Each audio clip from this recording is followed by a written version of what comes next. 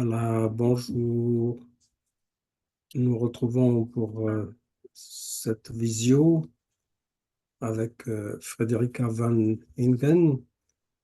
Mais avant de entrer dans le vif du sujet, simplement pour ceux qui ne connaissent pas encore, je suis Karim Regad, l'initiateur et directeur de l'IFGAP, l'Institut de formation en Gestalt et accompagnement professionnel.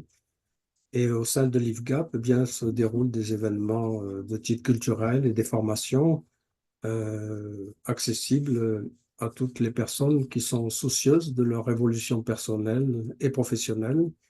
Et donc des sessions, des stages de formation dans le champ du coaching, de la thérapie, et de l'art-thérapie, de la supervision. Voilà, tous ces champs-là sont dans l'IFGAP.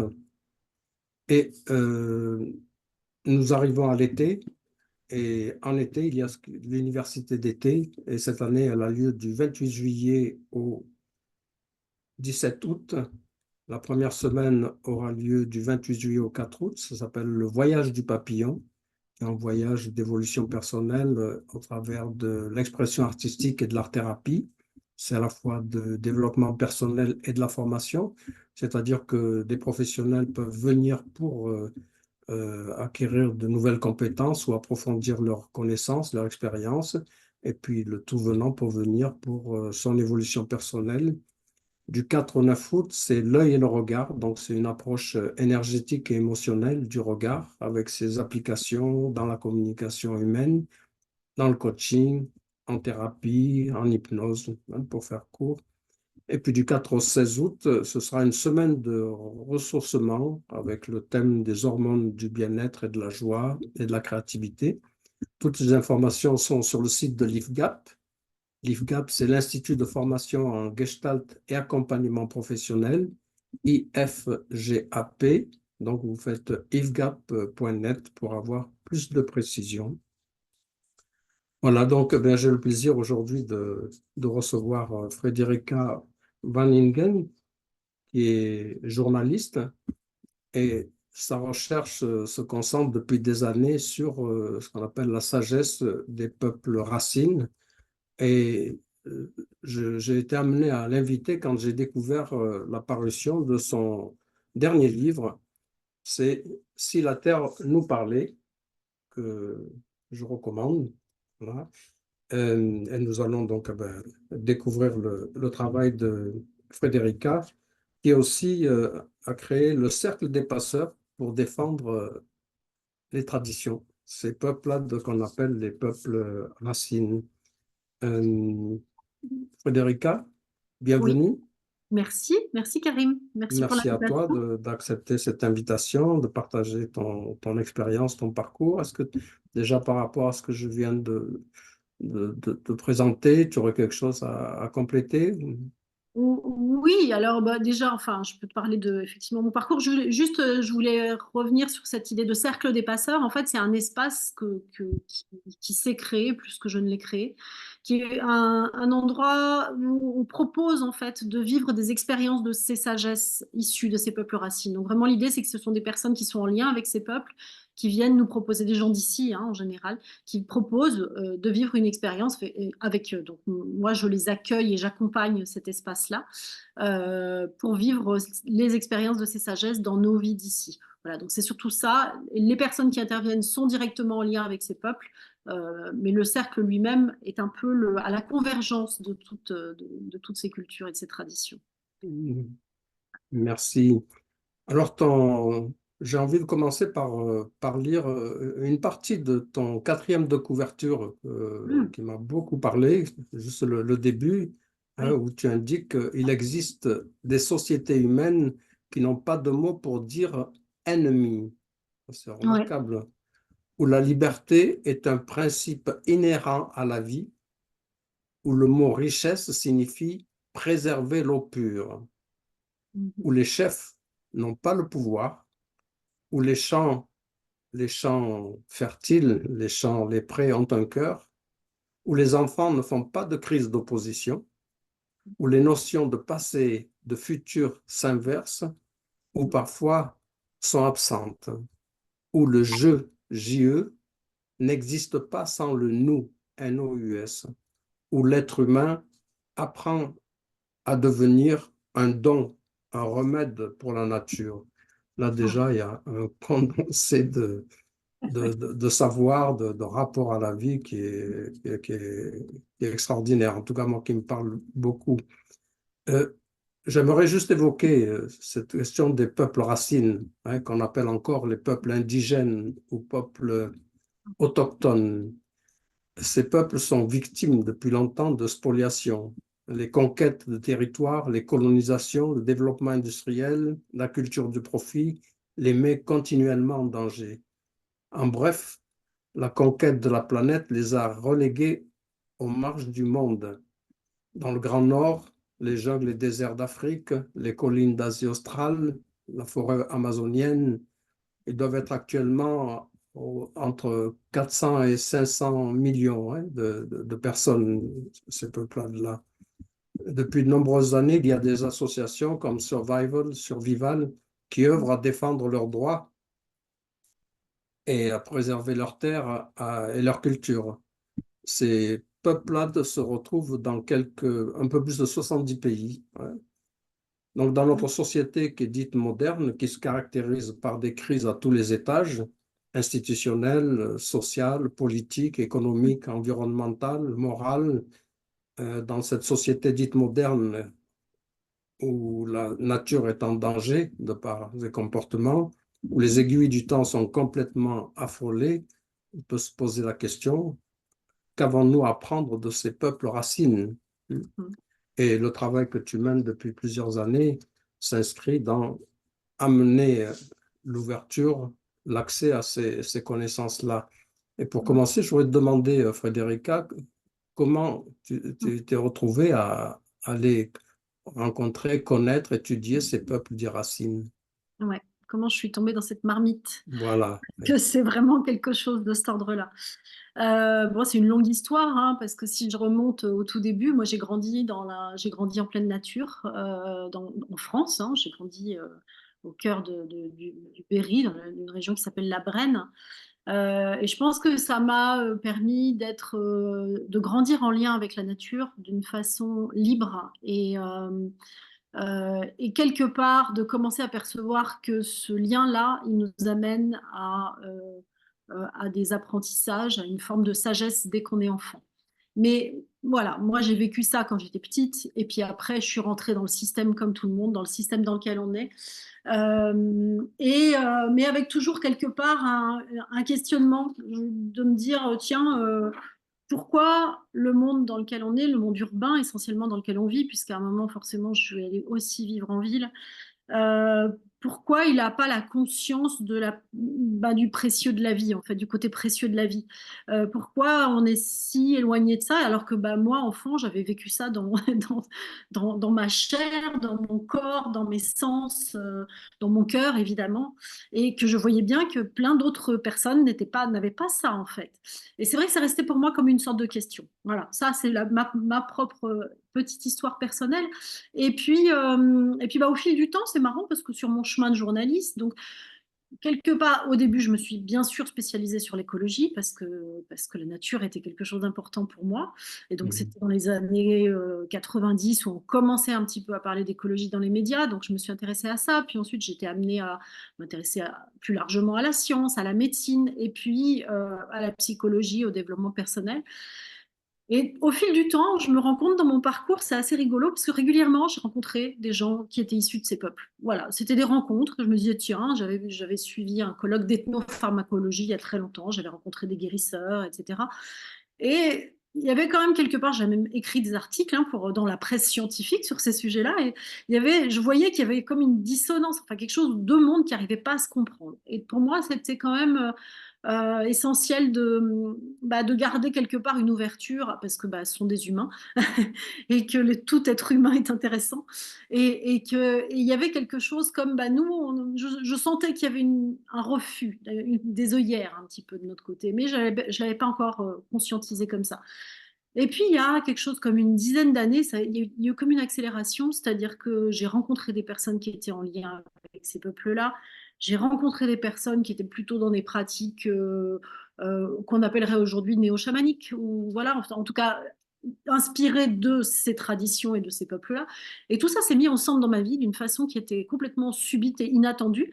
Et j'ai rencontré des personnes qui étaient en lien avec ces peuples. Et là, bah, dans mon travail, qui à l'époque était vraiment un pur travail de journaliste, aujourd'hui je vais un peu plus loin que ça, puisque je cherche, je creuse et j'expérimente moi-même. Mhm. Euh, ben en fait, j'ai vu qu'il y avait des réponses à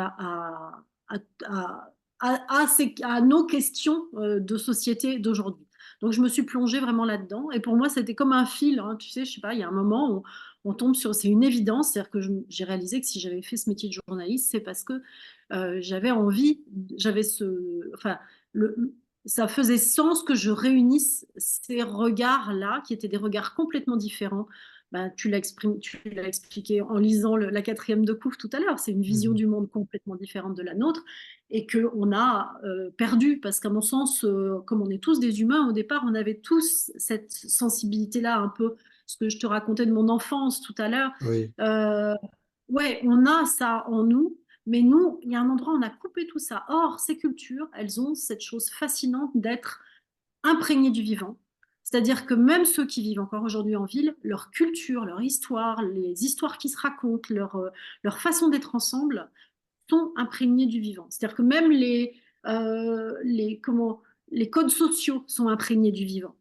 Donc c'est vraiment passionnant à voir parce que nous, alors on les regarde un peu comme des gens bizarres qui vivent un peu de façon archaïque parfois, ou alors qui ont des façons d'être qui sont très différentes des nôtres. Donc on regarde ça avec quelque chose d'un peu exotique. Voilà, ils ont des pratiques, ils ont des danses, ils ont des cérémonies qui sont magnifiques, souvent, pas toujours ouvertes, mais on arrive toujours avec un regard un peu de quelque chose d'exotique en disant ah, c'est intéressant, ou folklorique même presque. On met ça dans du folklore alors que c'est profondément signifiant, c'est plein de sens en fait. S'ils font tout ça, c'est parce que ce sont des pratiques qui viennent réaligner les humains et les remettre en lien avec le vivant, avec la vie, avec ce que j'appelle le souffle de la vie dans ce livre. Et finalement, le souffle de la vie, c'est peut-être le truc qu'on a en commun, quelles que soient les cultures. Donc voilà, c'est cet intérêt-là. Et puis bah, surtout, ce que j'ai vu, c'est que quand j'ai commencé à rencontrer des personnes qui étaient donc d'un côté en lien avec les Kogi de Colombie, les Lakota d'Amérique du Nord, les Navajos aussi d'Amérique du Nord en Arizona, les Maasai du Kenya. Dans mon premier livre, il y avait donc Corinne Sombrin qui est allée en Mongolie. Voilà, je suis allée à chaque fois que j'ai rencontré des personnes qui étaient en lien avec ces peuples, ce qui était absolument fascinant, c'était de voir qu'ils avaient quelque chose en commun. Et quand ils se rencontrent, d'ailleurs, c'est intéressant de voir quand ils se rencontrent dans les espaces où alors parfois c'est au niveau de l'ONU, etc. Il y a eu pas mal de réflexions faites, notamment pour leur garantir des droits qui sont toujours pas garantis, mais bon, mhm. pour faire des textes, etc. Il y a vraiment cette chose où ils se reconnaissent tout de suite, parce que d'emblée, ce qui les rassemble, c'est leur lien au vivant. Et je le nomme comme ça dans le livre, c'est l'intérêt supérieur de la terre-mère. Et à partir du moment où ils mettent cet intérêt supérieur de la terre-mère entre eux, c'est-à-dire quand on met l'intérêt supérieur de la terre-mère entre les humains, ben on peut commencer à imaginer qu'il peut y avoir des sociétés qui savent vivre beaucoup plus en harmonie que les nôtres aujourd'hui, en tout cas. Voilà. Donc ça, c'était pour moi, c'était cette idée-là de dire, d'essayer d'explorer. Euh, donc oui, c'est un peu un travail de recherche que je fais d'une certaine façon, mais d'une recherche un peu philosophique, d'aller voir qu'est-ce qui anime ces sociétés que nous, on n'a plus et qui leur permettent bah, de fonctionner autrement. Et donc ça a été tout un chemin, hein. J'ai commencé donc par un premier livre où je parlais des personnes que j'avais rencontrées, leur chemin, ce que moi j'avais appris d'eux et ce qui m'expliquait des peuples avec lesquels ils étaient en lien. J'ai fait un deuxième livre sur leur vision de la santé, parce que moi j'ai été aussi longtemps journaliste santé. Donc Mhm. l'idée c'était d'aller explorer. euh, Ces peuples nous parlent beaucoup de guérison et ils ont une vision de la guérison au sens large, c'est-à-dire que le corps n'est que l'espace où viennent se manifester tous les déséquilibres qu'on vit dans d'autres sphères. Pour eux, c'est émotionnel, spirituel, voilà, psychique. Euh, et le corps n'est que l'endroit où ça vient se manifester après. Mais donc, si on guérit à enfin, si on envisage tous ces niveaux de guérison possibles, et c'est ce que font les chamans et les guérisseurs dans ces peuples-là, eh bien, on peut permettre aux personnes d'être en santé, d'être en bonne santé. Donc voilà, j'avais vraiment eu besoin de faire cette exploration pour mettre en perspective notre vision de la santé par rapport à la leur. Et puis ensuite, bah, un des éléments communs que j'évoquais tout à l'heure, et qui est vraiment la base dans ces sociétés-là, qui fait qu'ils fonctionnent selon les lois du vivant, c'est qu'ils sont en lien, ils sont connectés à la nature. Donc j'ai fait un autre livre sur leur façon d'être connectés à la nature. Et puis, une fois fait tout ce chemin, j'ai réalisé que j'avais besoin d'aller un peu plus loin, donc avec ces 8 principes de vie qui sont inspirés des peuples racines, que j'explique là-dedans, qui sont en fait... euh, alors, j'en ai exploré 8, il y en aurait une infinité, et à l'intérieur de ces 8, il y a plein de sous-principes de vie. Mais c'est Mhm. vraiment, l'idée, c'était de dire, tiens, voilà, si je me place entre notre monde et entre leur vision du monde, en tout cas ce que j'ai perçu d'universel dans leur vision du monde, qu'est-ce qu'il y a comme différence que eux mettent au cœur de leur société et que nous, on a oublié dans nos sociétés. Donc, on ne met plus du tout au cœur de nos sociétés. Donc, c'est là où je suis partie sur ces fameux 8 principes. Donc, bah, je peux peut-être expliquer, ou je peux peut-être détailler. Oui, donc toi, tu as déjà dans ton enfance un rapport qui a été fort avec la nature Ouais. et donc tu es naturellement rentré en résonance avec l'expérience, la vie, les savoirs de ces peuples d'Iracine. Et donc Ouais. tu continues dans cette quête et je te perçois comme vraiment une passeuse, quoi, quelqu'un qui a établi des ponts, qui est un pont entre ces peuples racines et le monde dit moderne actuel, quoi. Ouais, mais Ouais, et, c'est voilà. C'est aller rechercher exactement. les savoirs, les enseignements qui vont permettre permettre à notre société moderne, peut-être en tout cas, d'évoluer vers une direction plus fructueuse qu'actuellement, quoi. Ouais, c'est tout à fait l'idée, c'est-à-dire que oui, comme tu le soulignais, effectivement, mon enfance en nature, quand j'ai commencé à explorer ces sagesses-là, elle a pris tout son sens. Elle a pris tout son sens et j'ai compris que il y avait plein de choses que je percevais, mais que ma culture ne mettait pas en valeur. Donc, comme quand on est enfant et qu'on grandit, je suis pas la seule, il y a encore plein d'enfants qui grandissent avec la nature, ou en tout cas qui ont des liens avec la nature, mais à aucun moment les adultes vont lui dire, vont accompagner l'enfant pour lui dire qu'est-ce qui s'est passé là, qu'est-ce qui s'est joué, comment c'est important. Alors que dans ces cultures-là, c'est essentiel. C'est-à-dire que l'enfant se construit. C'est la nature. La vraie mère, c'est la nature. Le Mhm. vrai parent, c'est la nature. Donc déjà, ils se construisent quelque part en liberté et ils vont avoir des façons de se mettre en lien avec qui vont être différentes. Donc déjà aussi, ça change le rôle du parent, ça change la place du rôle du parent qui va devenir un accompagnant dans la découverte de la vie et non pas celui qui va t'apprendre la vie et qui va dire ce que tu dois faire ou pas faire. Bien sûr, il y a des règles dans ces sociétés, bien sûr, il y a des choses, mais ce sont que des choses qui sont inspirées du vivant. Donc on va dire que l'autorité des personnes d'expérience, donc des adultes et des aînés, elle n'est pas sortie d'un chapeau. C'est pas je suis ton grand-père, alors c'est comme ça et c'est pas autrement. Je suis ton grand-père, donc j'ai vécu une expérience de vie que j'ai reçue de mes ancêtres, qui eux-mêmes sont connectés à la vie, donc forcément le respect il est là. Voilà. Et Mhm. nous, tout ça, on ne l'a plus. Et malgré ça, on essaye quelque part d'élever nos enfants pour compenser ce manque de respect à travers une prise de pouvoir. Voilà, c'est simplement, rien que ce lien à la nature, déjà, il modifie le rôle enfin, la façon de communiquer entre elles des générations. Donc, il y a chez nous, bah oui, clairement, je le dis dans le livre à un moment, c'est-à-dire que nous sommes dans des modes de communication où soit on donne son pouvoir à l'autre, soit on prend le pouvoir sur l'autre. Alors que dans ces sociétés-là, on apprend d'abord à savoir qui on est, Et une fois qu'on sait qui on est, on n'a pas besoin de prendre le pouvoir sur l'autre et on n'a pas besoin de donner son pouvoir à l'autre parce qu'on sait qui on est, donc on ne va pas accepter de l'autre qui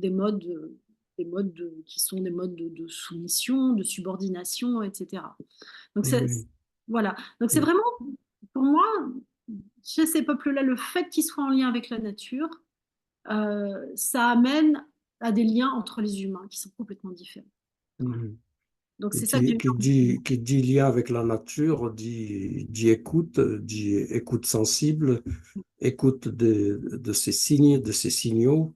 Et ouais, ici, les signaux que nous écoutons de plus en plus, ce sont les signaux des cyberespaces, les signaux du virtuel qui nous ouais, coupent de nous-mêmes, qui nous mettent dans un monde que de représentation, que dans une dynamique de virtuel où l'émotionnel est en lien avec ces espaces-là, ouais, et qui conduisent progressivement à un déracinement, quoi, ouais. un déracinement fondamental.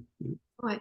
Comme tu le soulignes bien, effectivement, alors je le raconte un peu dans le bouquin aussi, euh, la base du savoir chez ces peuples-là, on acquiert le savoir par l'expérience. Donc l'expérience, c'est quoi? C'est mettre son corps au contact de la vie. Donc c'est les sens, c'est à travers les sens, c'est à travers les ressentis. C'est vraiment à travers un lien immédiat et direct. Alors en plus, ce qui se passe aussi, c'est que on a créé des environnements qui sont des environnements artificiels et qui sont pas propices à la connexion. C'est-à-dire que quand tu vas en ville, tu as des bruits, tu as voilà, des odeurs, des choses qui font que tu vas refermer tes sens. Et donc, c'est comme si nos cultures avaient tout fait pour qu'on soit le plus possible fermé à l'extérieur et à l'intérieur de soi-même, et en l'occurrence dans son mental. Donc, on a des cultures excessivement mentales. On voit d'ailleurs, on a essayé de, enfin, nos cultures ont développé des outils pour comprendre, pour découper la matière, pour faire, voilà, pour faire de la science hyper pointue, mais elles oublient parfois, très souvent, pourquoi on a fait cette science, pourquoi, à quoi sert le savoir. Chez ces peuples, ce qui est intéressant, c'est le savoir, pour eux, c'est pas l'humain qui le crée, le savoir, il est déposé dans la nature. C'est déjà intéressant. Le savoir est dans la nature. L'humain a les capacités de le percevoir, d'accéder à ce savoir et de le transmettre aux générations suivantes pour qu'elles puissent continuer à vivre en équilibre. Ça, c'est un autre mot-clé pour moi. Enfin, le premier principe que je développe dans le livre, euh, c'est la vie cherche toujours son équilibre. C'est-à-dire qu'en fait, il y a une logique du vivant dans la vision de ces peuples-là. Il y a une logique du vivant, une intelligence du vivant. Et donc, soit on va dans le sens de l'intelligence de cette vie, soit on l'oublie, et là, ça mène au chaos. Mon hypothèse est qu'on est dans une période où on va beaucoup plus vers le chaos parce que justement, on s'est complètement coupé de ce savoir qui est présent dans la nature et pour créer un monde qui est uniquement humain. C'est-à-dire qu'on a tendance à croire qu'on vit dans un monde qui est uniquement humain. Aujourd'hui, les crises écologiques qu'on voit arriver, on voit bien qu'il y a un moment où on a développé des technologies, des sociétés, des façons de faire qui ne tiennent absolument pas compte de ce sur quoi elles vivent, ce qui leur permet de vivre, c'est-à-dire ben, l'eau, l'air, la terre. Enfin, c'est une évidence, mais Mhm. voilà, c'est vraiment une inconscience de nos liens à ce monde-là. Et comment ça a été possible? C'est parce qu'on s'est complètement débranché, en fait, par nos corps, par nos sensations, et de la même façon que, euh, alors, je dirais depuis quelques siècles, on fait l'apologie d'une pensée intellectuelle et on oublie complètement le corps. Enfin, j'imagine que ça fait beaucoup de sens pour toi qui est dans ces approches-là, où effectivement une pensée qui n'est alimentée que par l'intellect, elle tient pas la route. C'est comme si on n'avait que la moitié du problème en fait. Or, enfin, le savoir vient effectivement du lien avec la nature et il vient à travers le lien au corps, en fait. C'est intéressant de voir quand j'ai exploré leur façon de se soigner, leur façon de voir la vie, etc. C'est toujours le corps, c'est notre terre, c'est notre terre. Donc, le lien qu'on peut avoir avec les éléments, avec l'extérieur, avec tout, avec la nature, avec le chant des oiseaux, avec les animaux, avec les plantes, ils passent par le corps, c'est-à-dire qu'ils ont des pratiques de soins qui vont faire appel à ce qu'ils appellent l'esprit des plantes, ou parfois à la plante elle-même qu'on va prendre sous une forme ou sous une autre, qui va nous mettre en lien avec l'esprit de la plante. En tout cas, c'est dans leur vision, c'est ça. En fait, c'est extrêmement subtil parce que ça va venir agir sur le corps. Et c'est dans la façon dont ça va agir sur le corps et ce qu'on va ressentir qu'on va pouvoir commencer à comprendre ce qu'est cet esprit de la plante. Mais ça suppose du temps, comme tu disais tout à l'heure. Ça suppose du temps. Ça suppose une écoute minutieuse et attentionnée. Enfin, il y a vraiment un besoin de pouvoir plonger dans une écoute profonde, en fait. Et ça, Mhm. c'est quelque chose qu'ils font quand ils vivent en nature, dès l'enfance. Euh, Parce que ben, quand tu grandis en nature, c'est ça qui se passe, en fait. Voilà. Donc, il y a Mhm. vraiment ce lien-là qui est fondateur de leur pensée. C'est-à-dire que Mhm. là, tu vois, dans ces visions-là, tu peux pas penser autrement que en lien avec l'arbre qui se trouve là, en lien avec les cycles de la lune, en lien avec la rivière qui n'est pas loin, et ça fait partie de la famille, quoi. Tu vois, et c'est Mhm. pas une image, ça fait vraiment partie d'eux-mêmes, ça fait partie Oui. de leur identité. Et Et là, nous, bon, oui. on a eu ça, mais on l'a plus. Mhm. Dans la société dans laquelle nous sommes, donc moi, mon analyse, hein, qui travaille dans et par le corps depuis quelques décennies, c'est que on est dans la culture judéo-chrétienne, où tout ce qui est de la dimension du corps est la dimension du corps péché, du corps tabou, du corps de l'interdit, y compris dans le champ psy, avec la psychanalyse, on a de la dimension de l'interdit dans le rapport au corps qui est là. Le rapport au corps, c'est celui de la représentation, Oui. hein, de l'image. Donc, on est dans une culture avant tout de la pensée. Pour simplifier Descartes, c'est je pense, donc je suis. Mm. Oui. Et donc, Oui. tout ce qui est la dimension de la sensorialité, de l'animalité qui nous compose est complètement refoulé, dénié. Donc, Oui. pendant quelques siècles, on a fonctionné dans cette dynamique-là. Et donc, c'est la prééminence de la pensée, de la représentation, et qui a conduit, et qu'un des facteurs de dissociation par rapport à la nature, hein. Oui. Et voilà, donc il y a effectivement un travail de réinvestissement du corps qui ici a commencé avec les révolutions de 68, avec tout Oui. ce mouvement humaniste et des approches de thérapie psychocorporelle et de la rencontre avec les traditions asiatiques, orientales du corps. Mais il y a un gros travail à faire de réinvestissement du corps et de la sensorialité. Et je crois que, comme tu l'indiques, dans ces peuples racines, il y a du savoir, il y a de l'expérience qui peut nourrir l'évolution de l'homme dit moderne, quoi. Oui, alors c'est intéressant de voir que justement, quand tu parles des médecines asiatiques, en réalité, l'approche de ces peuples-là, elles sont identiques. Il y a vraiment énormément de points communs sur l'approche énergétique du Mm. corps, dans le soin, hein, quand on s'intéresse vraiment à la question du soin et de leur vision de la santé. Il y a vraiment, j'ai retrouvé mais plein d'éléments. Alors c'est vrai que ce ne sont pas exactement c'est pas les mêmes termes, bien sûr, mais c'est les mêmes approches, c'est un travail énergétique. La notion de méridien, elle existe, ça s'appelle pas comme ça, mais ça existe en Amérique du Nord. Voilà, donc c'est vraiment intéressant de voir que ces visions-là, elles sont universelles parce qu'ils ont accès à travers leur approche sensible, sensorielle, ils ont accès à des connaissances du corps humain, comme ils ont accès à des connaissances des plantes, des animaux, etc. Il y a cette dimension énergétique qui est absolument partout. Et cette dimension énergétique, ce qui, moi, m'a intéressée aussi, c'est que elle est aussi présente dans leur façon d'aborder la vie sociale. Par exemple, les, euh, tu trouves ça partout. Tu trouves ça chez les aborigènes, tu trouves ça en Amérique du Nord, tu trouves ça en Amérique du Sud. Il y a des clans animaux, des gens, des groupes qui fonctionnent selon des animaux. Donc, il y a les loups, les kangourous, chez les Mm. aborigènes, les En Afrique léopards. aussi, d'ailleurs. Ouais, en Afrique aussi, bien sûr. Mm. Et en fait, c'est intéressant de voir que quand enfin, chez plusieurs de ces peuples, alors ça dépend des endroits, c'est des cultures différentes, bien sûr. On peut pas généraliser. Mais il y a un endroit où, par exemple, si tu fais partie du clan du kangourou, bah, tu vas tous avoir du kangourou et tu vas pas manger de kangourou. Par contre, le clan d'à côté, il va manger du kangourou, mais il connaîtra tout. Et en fait, ça va recréer des équilibres, des écosystèmes, tout ça. Et puis, il va y avoir aussi, ben, chez les corgis, par exemple, il y en a qui vont avoir pour animal un animal nocturne. Et ben, ils vont vivre selon la façon dont vit l'animal. Donc, ça leur permet aussi d'avoir un tout autre regard sur le monde, en fait. Tu vois, c'est pour te dire, cette dimension énergétique dont on parle parfois dans les médecines chinoises ayurvédiques, elle va bien plus loin que simplement juste le fonctionnement du corps. C'est-à-dire que tout fonctionne selon cette énergie.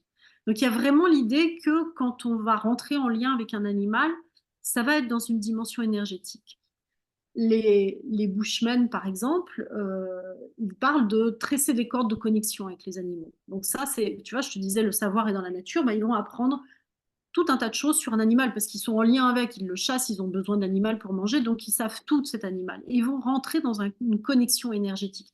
C'est-à-dire qu'à force de le connaître, bah, cet animal, il se présente d'une façon différente. C'est un peu comme bah, si toi, imaginons que toi et moi, on se connaisse très bien, on se connaît un peu, mais on ne se connaît pas très bien, et ben, Mm. je vais pouvoir anticiper ce que tu vas me dire. Ben là, c'est exactement la même chose. C'est-à-dire que nos liens ont une dimension visible, bien sûr, mais ils ont une dimension sensorielle, etc., mais ils ont une dimension énergétique. Et dans cette dimension-là, il se passe tout un tas de choses que ces sociétés-là utilisent, mettent à profit pour pouvoir fonctionner ensemble. Donc vraiment, pour moi, là, donc, dans ce bouquin, je mets en avant quelques principes de leur vision de la vie pour montrer la richesse de tout ça. Mais on a tout à réapprendre de ça, en fait. Et c'est vraiment, enfin, pour le coup, c'est passionnant parce que ça veut dire que dès qu'on ouvre un sujet, par exemple, ben, il y a plein de façons de pouvoir réécouter un territoire. Qu'est-ce que c'est habiter un territoire, tu vois? Mhm. Quand tu habites dans une région, ben, qu'est-ce qu'elle te raconte, cette région? Où se trouve l'eau de cette région? Comment les hommes ont vécu avec l'eau dans cette région, avec les arbres, les espèces d'arbres? Qu'est-ce qu'elles leur ont appris? On a encore, nous aussi, des grands-pères, des anciens qui connaissent des choses comme ça. Donc, il y a vraiment tout ça à réinvestir et à remettre au goût du jour pour se dire, mais tiens, comment est-ce qu'aujourd'hui on habite un territoire en être humain? Parce que finalement, ce que je perçois de ces peuples, c'est qu'ils nous montrent ce que ça veut dire être des humains sur cette terre. Et c'est intéressant, hein, beaucoup d'entre eux ont des noms dans leur langue qui veulent dire être humain, ou alors, enfin, généralement, c'est quelque chose comme, ça fait référence au fait d'être un humain euh, par opposition aux autres, enfin par opposition, pour marquer la différence avec les autres espèces, quoi. Voilà, Mhm. il y a vraiment cette idée dans ces visions que euh, l'être humain est une espèce parmi d'autres, et non pas une espèce au-dessus des autres. Et d'ailleurs, pour les Lakota, les animaux, les plantes, etc., sont nos enseignants. C'est-à-dire que c'est auprès d'eux que nous avons à retrouver qui nous sommes et à retrouver aussi quelle est alors notre place et, euh, et même peut-être quelle serait notre place d'être humain. Parce que, en gros, ça je l'ai retrouvé dans plusieurs visions et la façon d'aborder la nature et le vivant comment dire, elle traduit ça. Euh, c'est que euh, nous sommes, euh, nous sommes incomplets. Nous ne sommes pas tout à fait finis. Je le dis comme ça dans le livre.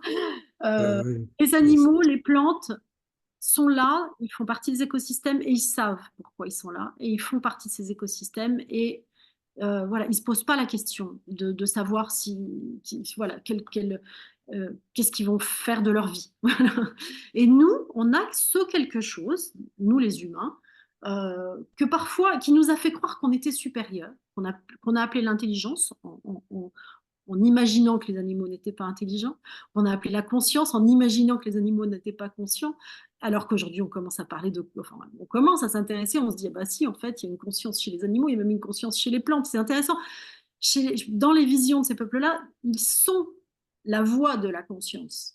Et nous, on a un chemin à faire de réapprendre d'eux pour pouvoir redevenir les voix de la conscience.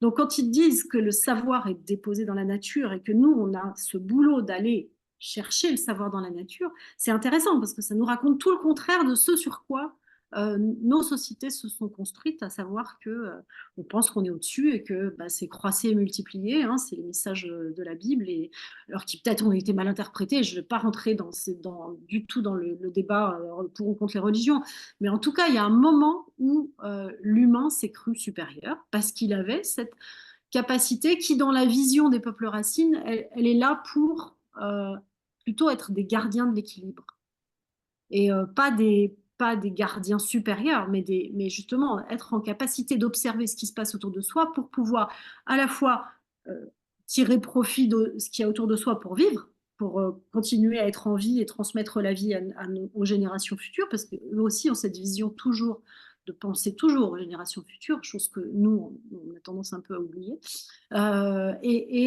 Et donc l'idée, c'est de tirer parti effectivement de la nature, mais en pensant aux générations futures, c'est-à-dire elle me donne ce dont j'ai besoin pour vivre aujourd'hui, mais moi, je lui redonne ce dont elle a besoin pour pouvoir nourrir mes descendants.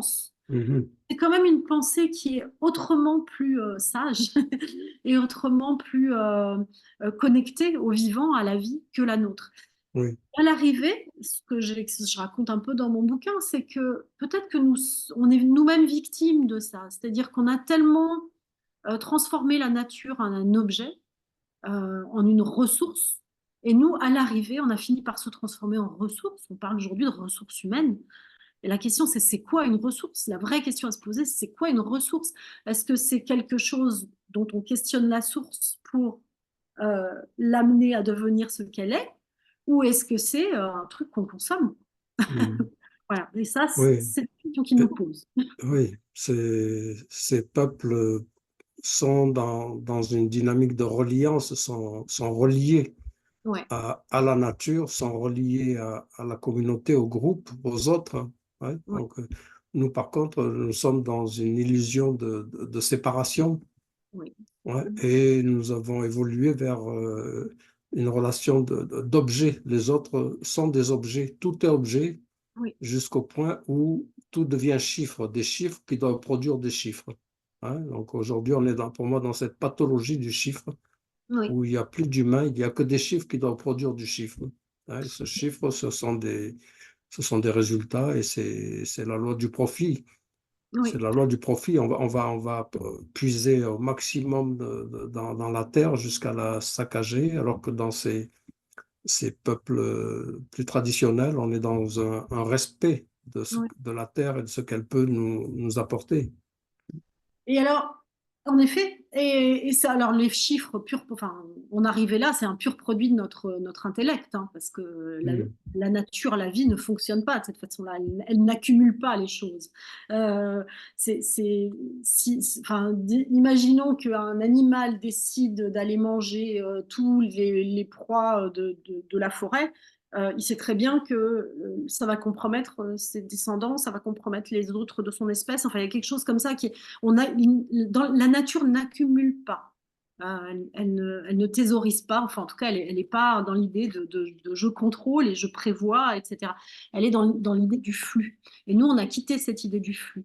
Et, et pour ces peuples qui toujours vont chercher leur savoir dans la nature, eh bien, le flux, il est essentiel. Il est vraiment il est nécessaire enfin, d'avoir conscience que la vie est mouvement, hein. Il y a d'autres philosophies qui le disent, bien sûr, et que ça n'a pas de sens de figer les choses. Ça n'a pas de sens de. Alors, on peut arrêter quelque chose un petit temps parce qu'on en a besoin pour un mois ou 2 mois, mais ne pas figer le vivant et ne pas figer tout dans l'idée que la nature est une ressource, effectivement. Et au-delà de ça, il y a aussi la perception chez ces peuples qui est quelque chose que nous, on a oublié, je pense, c'est la notion d'invisible. c'est de dire que tout ce qui est visible a une dimension invisible. Alors quand je commence à dire ça, on se dit: «Ouh là là, elle va nous embarquer dans des trucs surnaturels, des choses bizarres et cetera, les esprits, machin».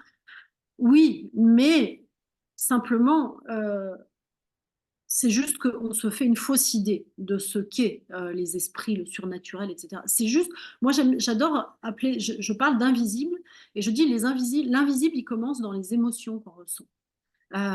Parce qu'une émotion, c'est pas visible. Enfin, elle peut avoir une expression à travers mon visage, à travers mais déjà rien que ce que je ressens à l'intérieur de moi, c'est pas visible. Et tout ça, ça vient créer, enfin, ça vient modifier les énergies qui circulent entre 2 personnes. Et tout ça, ça se joue à cet endroit-là. Et par exemple, effectivement, le fait qu'on n'en soit que à du chiffre, heu on a des chiffres visibles, mais ils ne correspondent à aucune réalité, enfin, ils ne correspondent à aucune réalité à part l'accumulation, le contrôle, et cetera. Et il y a l'idée chez ces peuples que dans une relation, quelle qu'elle soit, que ce soit la relation entre des humains, les relations entre les humains et la nature, même la relation à soi-même, il y a toujours cette notion d'invisible qu'on prend en compte. C'est-à-dire, alors, il y a la question du temps. Pour voir ces invisibles, il faut le temps. Mais par exemple, dans des échanges, il y a toujours l'idée que, OK, il y a le chiffre qui va venir dire: «Bah, tiens, voilà, toi, tu me donnes ça, moi, je te prends des patates et je te donne tant ou je te donne, des carottes en échange». Donc ça, on va chiffrer l'équivalence patate-carotte ou patate-argent. Ça, c'est le visible. Mais dans l'invisible, il y a comment va être notre relation une fois qu'on aura fini cet échange? Comment elle va être? Est-ce que tu vas repartir chez toi en me disant: «Il m'a grugé» et ça va ouvrir à des disharmonies sans fin? Ou est-ce que ça va être: «OK, on a atteint ce point d'équilibre»?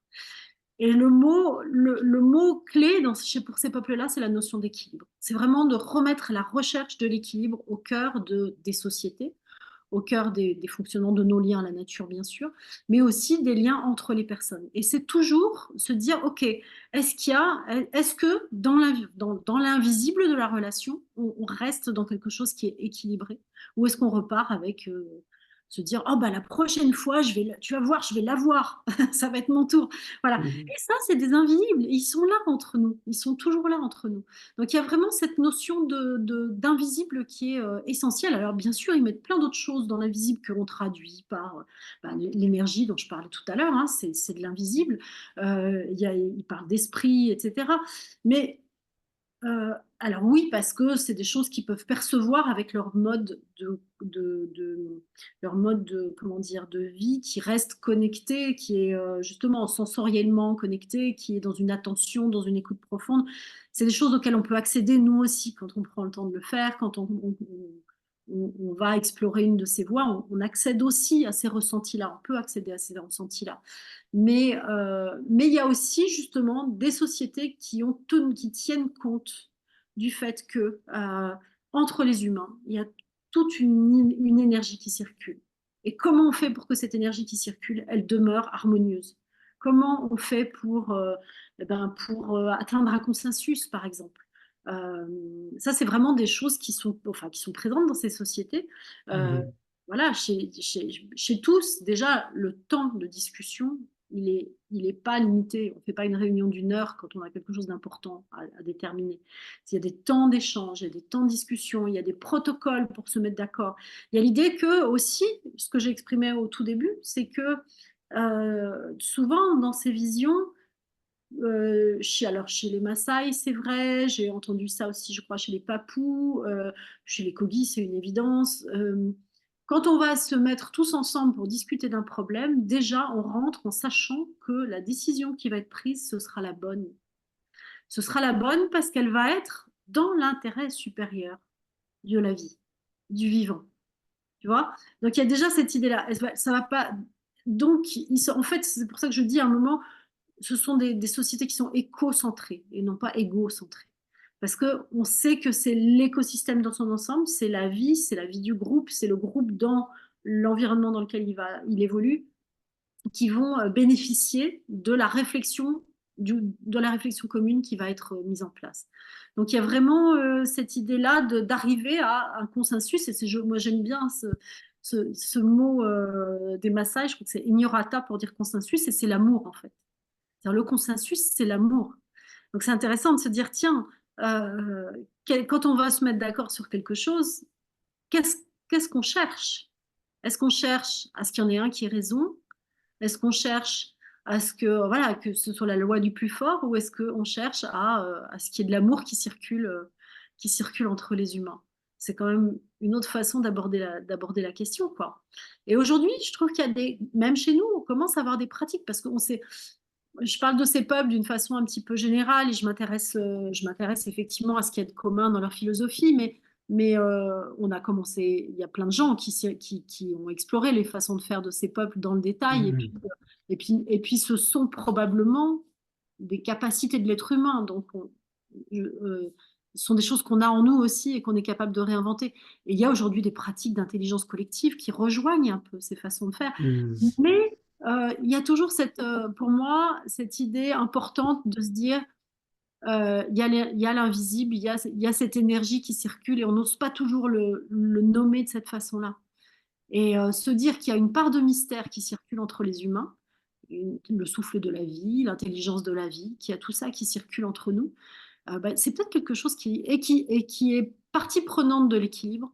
À mon sens, c'est quelque chose qu'aujourd'hui on a besoin de regarder en face, en fait. Parce que justement, il y a eu la pensée rationnelle, il y a eu Descartes, il y a eu toute cette période dont on a eu besoin, sans doute pour se libérer d'un certain nombre bon, allez, de prises de pouvoir qui existaient auparavant. Mais aujourd'hui, on va dire, acquis une forme de liberté qui nous finit par nous isoler les uns des autres. Donc c'est peut-être le moment aujourd'hui de ramener l'idée que on peut être à la fois libre et en même temps faire partie d'un écosystème, avoir cette conscience de faire partie d'un écosystème plus que d'un égo-système.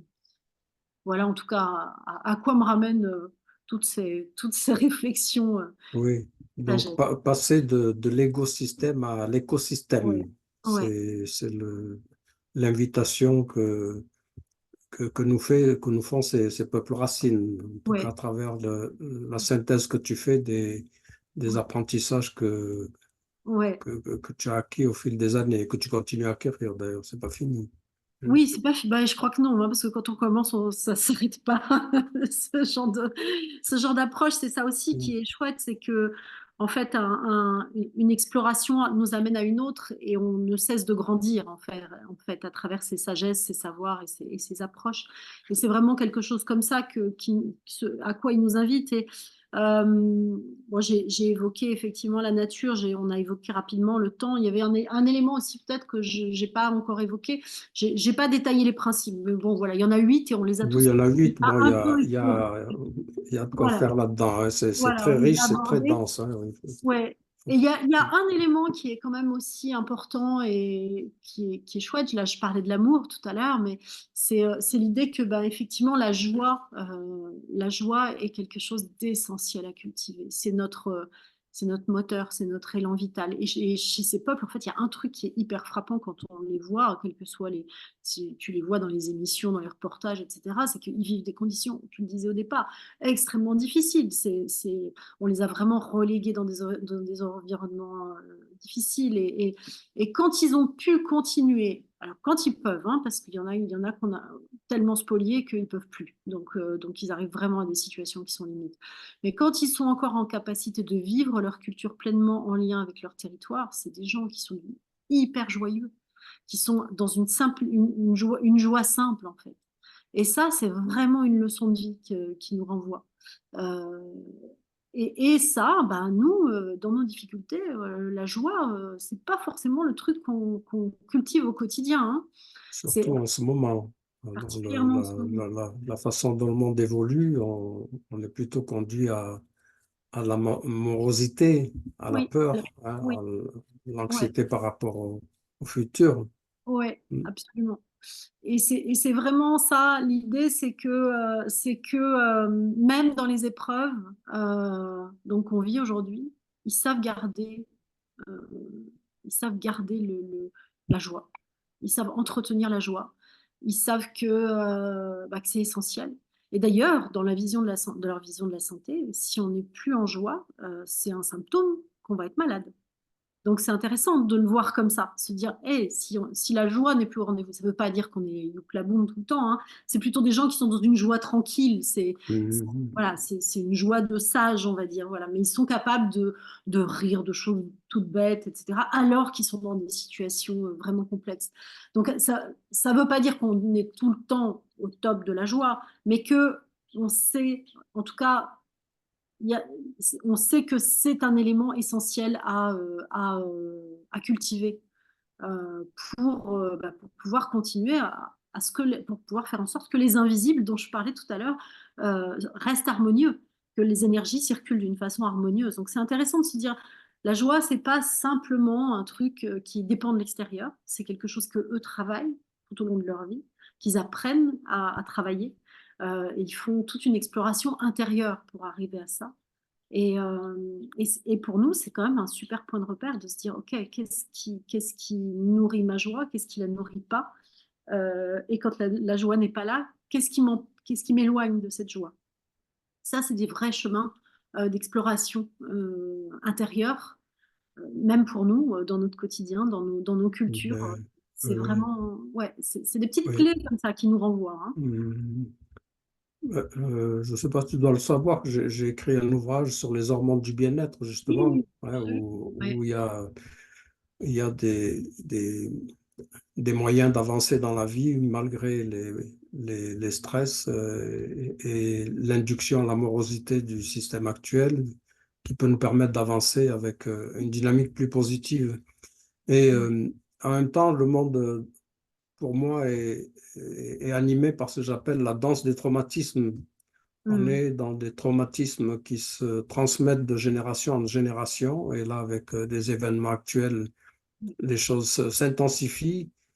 Et ces peuples racines, puisque moi, en tant que thérapeute, je me suis intéressé, je m'intéresse à d'autres modalités d'accompagnement, de thérapie ou de soins que la connaissance uniquement dite moderne et scientifique. Et ils ont des modalités d'accompagnement qui aident à se dégager de traumatismes qui soient individuels ou collectifs. Et Absolument. moi, ce qui m'intéresse aussi dans ces peuples des racines, c'est aussi ces savoirs qui Oui, sont là depuis des générations et des générations, des savoirs ancestraux. oui, Je me suis, il y a un anthropologue suisse, je ne me souviens plus le nom, qui a écrit un ouvrage qui s'appelle Le serpent cosmique, où il a oui. été étudié les Jérémy Nardi. traditions. Oui, Jérémy Nardi, oui. Ouais. voilà. Et par rapport au savoir qui est dans la nature, Ouais. donc on, on constate qu'il y a des guérisseurs qui ont des combinaisons de plantes qui ont des effets thérapeutiques définis. Oui. Et quand scientifiquement on étudie ces compositions, on s'aperçoit que ben, il y a dedans tout ce qu'il faut pour soigner le problème dit, hein. Et Oui. quand on demande comment est-ce que ils ont fait pour élaborer cette recette, eh bien, ils disent que ben, c'est la plante, c'est les plantes qui Qui leur leur ont parle. indiqué ce qu'il faut. Et là, ben, en passant par une autre plante qui s'appelle l'ayahuasca, hein, Ouais, absolument. qui leur Oui, a oui, ouais. permis d'accéder à des savoirs qui ne sont pas accessibles par l'approche scientifique classique, quoi.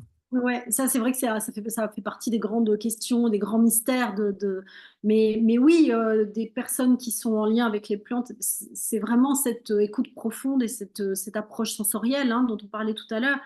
Et c'est vrai, donc, à travers.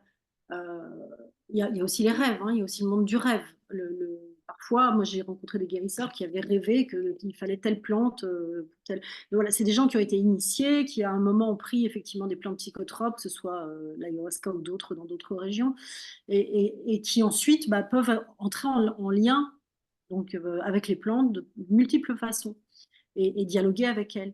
Et, mais il y a d'autres voies aussi, parce qu'il y a les plantes psychotropes, mais il y a d'autres voies qui permettent aussi d'accéder à Mhm. ça petit à petit. Enfin, à partir du moment où on travaille cette écoute profonde, cette présence et oui, présence sensorielle, il y a des choses qui arrivent. Après, il faut arriver à distinguer. Et qu'on fait le travail de nettoyer, puisque ce dont tu parlais, effectivement, les traumas et tout ça, on a tous, vivre nous amène forcément à un lot d'épreuves qui nous amènent des traumas, plus ou moins, voilà, qu'on identifie plus ou moins comme ça, mais on a tous effectivement des histoires de vie. Le fait simplement peut-être que dans nos cultures, on n'est pas pleinement accueillis, comme je disais tout à l'heure, que les parents peuvent être un peu les frustrateurs et tout ça, ça nous amène quand même plein de petites choses qui sont comme des aspérités qu'on a à l'intérieur.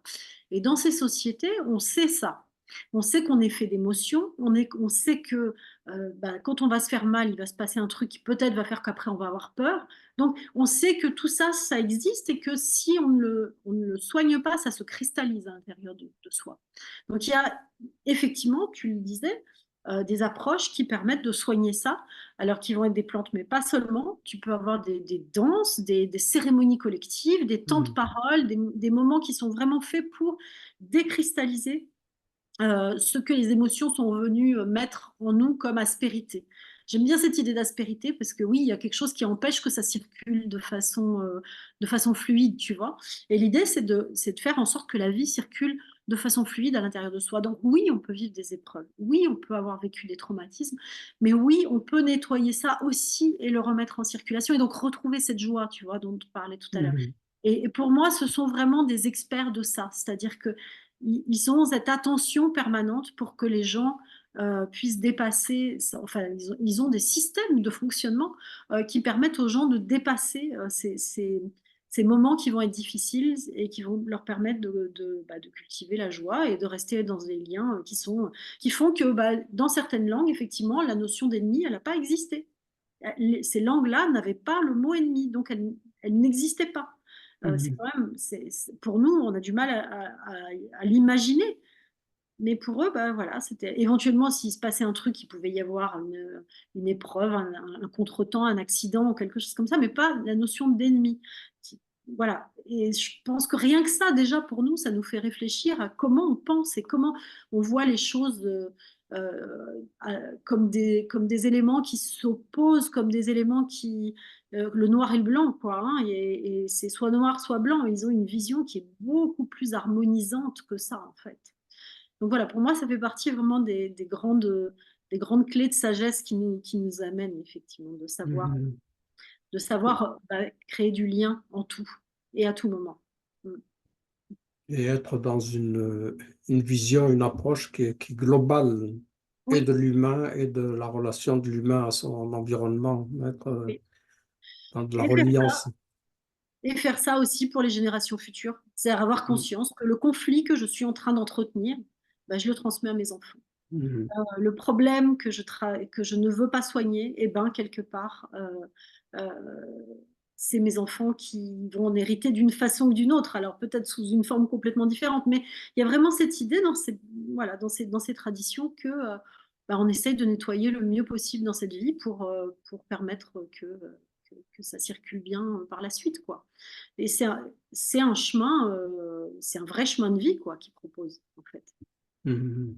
Alors, Mhm. qui peut paraître euh, éloigné et en même temps, bah, les émotions dont on a parlé, hein, la peur, la joie, etc., c'est des choses qui nous traversent tout autant qu'eux et qu'on peut essayer d'harmoniser le mieux possible De toute façon, dans ou d'apprendre. la culture dans laquelle nous sommes, c'est tout récemment, c'est encore tout frais, la reconnaissance des émotions, hein. Oui. Ah oui, Ça, bah oui, ça a 20 ans, à peine. à peine. Moi, Donc, j'étais jeune journaliste et je me souviens d'un biochimiste qui disait que effectivement, même nos émotions avaient un effet sur le corps et c'était, mais on le prenait pour un fou, tu vois. Je te parle des années 90, oui, on le prenait oui. au sérieux. Et aujourd'hui, on sait que bien sûr, évidemment, nous sommes nos émotions et notre corps, tout ça circule à l'intérieur de nous. Donc, quand les peuples racines disent depuis toujours que nous sommes un corps physique, un corps émotionnel, un corps mental, un corps spirituel, ça peut être intéressant de les écouter parce que peut-être qu'ils ont un petit peu d'avance de ce côté-là. Voilà. Oui, donc, on a encore des choses à apprendre d'eux Oui. dans une société où c'est la technologie qui prévaut, hein.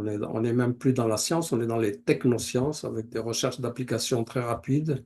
Oui, où c'est toujours des résultats et du chiffre qui doivent être au rendez-vous avant l'humain, quoi. oui, oui, absolument. Mais Et- c'est là où c'est intéressant de voir qu'effectivement, ils nous proposent de remettre, quand ils nous proposent, quand ces sociétés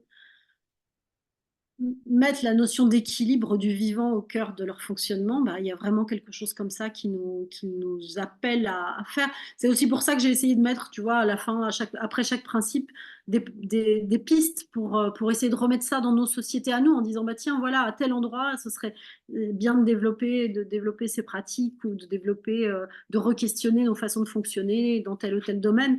Et effectivement, là, on a tout à apprendre. On a tout à Mm. réapprendre. Mais ce qui est enthousiasmant aussi, c'est de se dire que ces savoirs-là, ils sont encore là. Ça aurait pu disparaître. Et si ça n'a pas disparu, c'est justement parce que leur sagesse leur ont permis d'être encore là. Et Mm. ça leur donne une particularité que nos sociétés aiment beaucoup, c'est la résilience. Et ils ont des capacités de résilience qui sont liées à ces philosophies, à ces sagesses. Donc, euh, c'est encore une raison de plus pour aller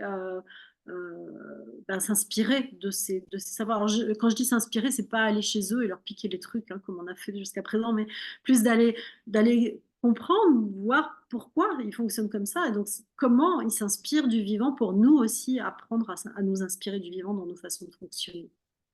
Voilà. Oui, nous avons à revenir aux sources. Nous avons à Absolument. revenir aux sources et ces peuples, dits Mm. racines justement, sont des ressources appréciables. Oui. Et nous sommes à une Ah, époque où, comme dans les sphères averties, il y a nécessité d'un changement de paradigme. ouais. Hein. Le paradigme dans lequel nous sommes actuellement est mortifère, Ouais. clairement. Hein. Il nous envoie au mur, pour parler de Et manière Il est simple et déconnecté, triviale. il est déconnecté du vivant, donc il est Mm, mortifère. C'est-à-dire mm. qu'on a une pensée qui est déconnectée du vivant. Donc cette pensée, elle nous amène droit dans le mur, c'est certain, effectivement. Donc qu'est-ce qu'on va changer maintenant dans nos modes de pensée pour pouvoir être un peu plus en lien et en harmonie avec le vivant? C'est effectivement, c'est de s'inspirer de ça, c'est de s'inspirer de ces savoirs issus de la vie, quoi. Mm. Sans quoi, effectivement, on est dans une pensée qui est mortifère. Mm. Dans ces 8 principes de vie inspirés de ces peuples racines, est-ce que tu mets un ordre de priorité ou est-ce que tu les mets Alors, je les ai mis dans un ordre parce qu'il y avait un besoin de cohérence pour comprendre, pour les expliciter et donc comprendre, puisque en fait, je vais du plus complexe au plus simple dans mon histoire, parce que je pars de la pensée compliquée que nous avons. Pas, elle est plus que complexe, elle est compliquée, notre pensée ouais, moderne.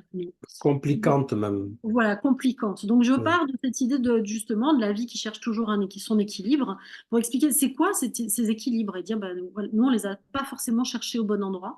Et puis petit à petit, ben, en fait, j'explore différents principes qui amènent à ben, la place de l'humain, la place de l'individu, comment la Terre peut nous réinspirer à la fois par ce qui nous entoure et par le temps de la Terre, parce que on parlait du temps au début, et c'est vrai qu'on a une des lois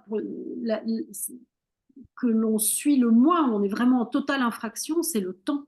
C'est le temps du vivant. On a dépassé la vitesse du temps du vivant et c'est ça qu'on se prend en pleine poire actuellement.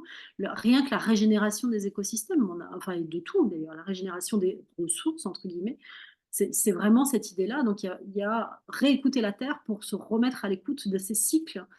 Pour moi, c'est une base. Et puis voilà, ensuite, il y a effectivement comment ce vivant est un écho de la qualité de nos relations, comment notre pensée peut se réinspirer de ce vivant. Et puis enfin, je termine sur une seule intention, la beauté, parce que ben, je parlais de la joie tout à l'heure, ça en fait partie, mais on retrouve dans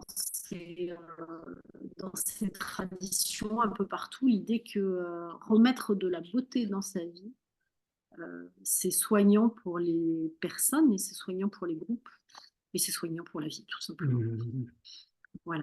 Donc je suis allée du plus complexe au plus simple, hein, et en essayant de glisser d'aussi de là aussi des façons de faire ou des façons de l'aborder parce que c'est important de pouvoir remettre ça dans nos vies. Moi, ce qui m'a animée à travers ce livre-là, c'est de dire, OK, c'est vraiment deux visions du monde différentes, mais si on prend cette vision différente, comment on peut ramener ça dans notre vision, autant à l'échelle individuelle qu'à l'échelle collective. Voilà, je joue un peu sur les deux parce qu'on ne peut plus Mhm. séparer. La vision de l'individu isolé, elle n'a pas de sens. Dans un écosystème, elle n'a pas de sens. Donc c'est vraiment le développement personnel tout court, il n'a pas de sens pour moi. Mhm. Il existe, Bien enfin, sûr, il bien n'a de sûr. sens que s'il est relié au Mhm. vivant qui l'entoure. Donc, il y a vraiment cette idée de remettre du lien à tous ces niveaux-là et donc de réinspirer des façons d'être, des façons de faire. Voilà, d'essayer de parler un petit peu à tout le monde là où on est, quoi. Voilà, oui, oui. C'est vraiment de relier le je et le nous, Oui, hein, oui, passer oui, de l'égoïsme, de l'égotisme, de l'individualisme oui, au sens de la collectivité, au sens du commun, oui, sans perdre l'individu, au sens jungien, hein, oui. Alors c'est ça, l'individuation. effectivement. Et tout l'enjeu est là, c'est-à-dire que cette notion d'individuation, on pourrait croire que.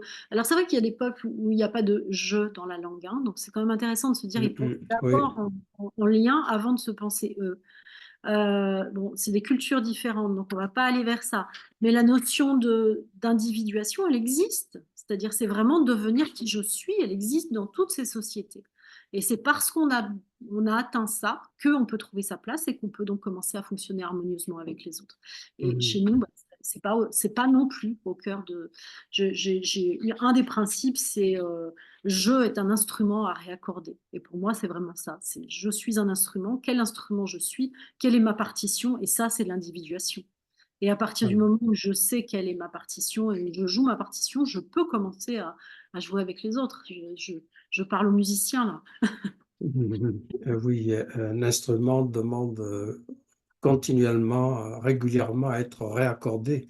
Oui, Et nous, notre corps instrument oui, par lequel nous sommes incarnés, nous vivons ici, demande aussi à être régulièrement réaccordé, oui. à être soigné.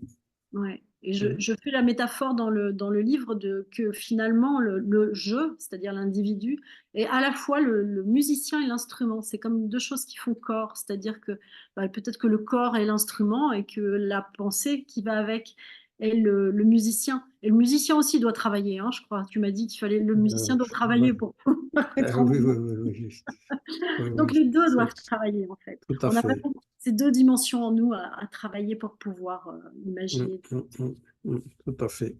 Mm. Et oui, moi je crois que on a plus de deux dimensions encore. Oui. Et ces peuples aussi, certains en tout cas, ont identifié ces différentes dimensions. Oui, Et voilà, il y a la pensée, il y a la sensorialité, il y a les émotions, oui, et tout ça, ça doit, en tout cas, pour qu'il y ait harmonie, il faut que tout ça, ça ouais, puisse vibrer et danser ensemble de manière accordée, quoi.